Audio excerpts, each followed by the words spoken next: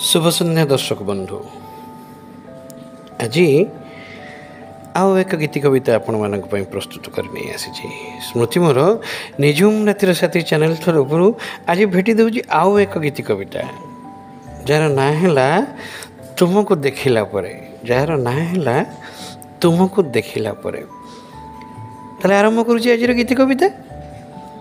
तुमको देखिला परे मते एमिति लागुची सते कि ये जन्न आकाश खसी पड़ी।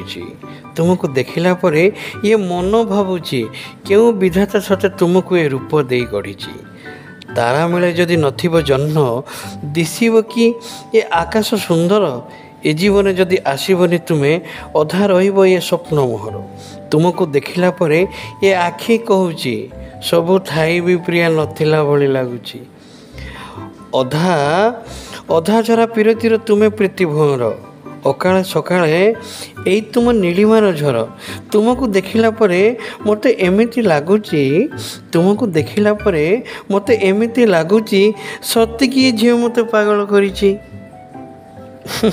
एते तुमर मु।